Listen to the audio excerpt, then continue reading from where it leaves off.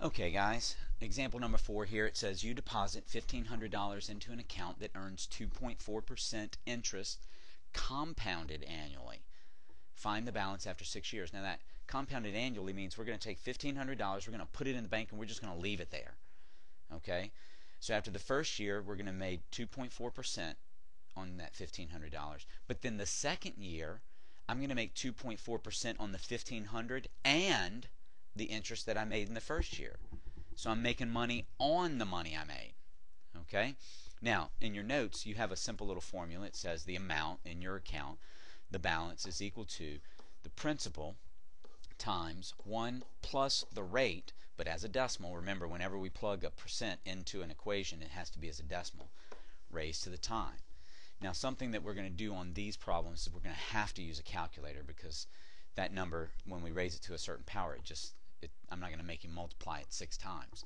So the principal is $1,500, right? 1 plus 0.024, because I have to write that that percent as a decimal, raised to the 6th power.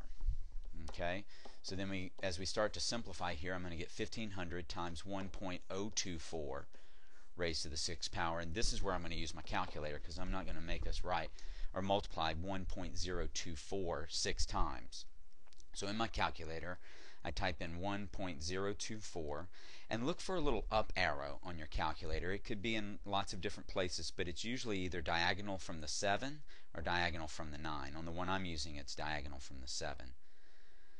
And then I'm going to type that arrow and hit 6, and that means I'm raising it to the 6th power, and hit enter. Now guys, you do not want to round this thing, okay? I want to make sure I've got this right. Yeah, got it all right. You don't want to round it, not until you get to your answer. The only thing we ever round is our answer, okay? Because as soon as we start rounding in the middle of our problem, it becomes less and less accurate, and we get farther and farther away from the answer. Okay, so I write the whole thing out, and then I'm going to just hit times 1,500, and I'm going to get $1,729. Alright, I'm not even going to call it dollars yet. 0.382257. Now, since it is money, I need to round to 2 places. I'm going to get $1,729.38. Now, I want you to think about this for a second. Alright, I'm going to use my calculator. That's compounded. That's compound interest. Imagine if it was simple interest. It'd be $1,500 times 0.024, and then I'm going to get, when I do that,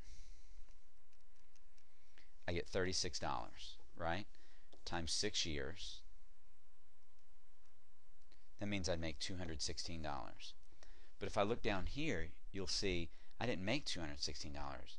I made $229.38.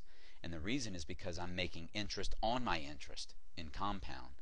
But in the simple interest, I'm just making it on the principal. Okay, so compound interest really helps us out. Alright guys, good job. Now you need to get to work on your homework.